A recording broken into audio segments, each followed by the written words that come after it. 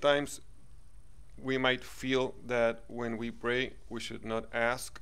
I have heard that many times, especially when people are starting to pray or starting to learn how to pray, because we might feel, no, I mean, I should not, because we're going to be selfish. Being in front of God, being before God and asking, that might be felt selfish, right? Egocentric. I should just give thanks. Well, you remember when the disciples asked Jesus, teach us, please, Master, how to pray?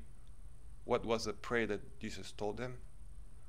Was the Our Father. And the Our Father is what kind of prayer? So it is a petitionary prayer. We have all the 7 petitions, right? 7 petitions in hierarchy, in order. But what Jesus is teaching us is pray like a child.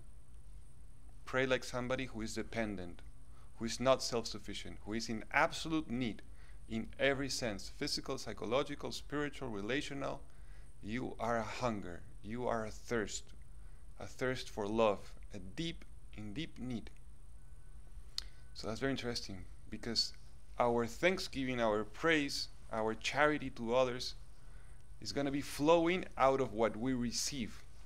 And if we are not asking God properly, we might fall into the illusion that thinking that all that we are doing, our praying, our good actions, are coming from us, which is a great strategy of the enemy. So when you feel that, no, I should not ask God because that's selfish, whatever, that is an illusion. That is a strategy of the enemy.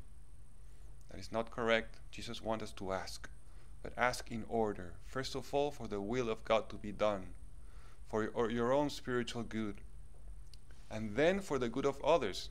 Yes, you have to ask yourself, first of all, for your own spiritual good, and then for the good of others in the spiritual and in the material. So there's a hierarchy of how to ask.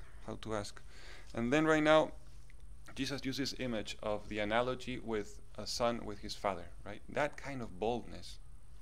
If you who are wicked are good with your people. So the analogy of the human relationship of fatherly love, so we can jump like a trampoline into the heavenly heart of God, the tender heart of God. All the saints like Therese of Child Jesus, that's the one first time that comes to my mind because of her boldness in praying, in asking God. Let us be inspired and ask like that, with this kind of boldness, trust in God.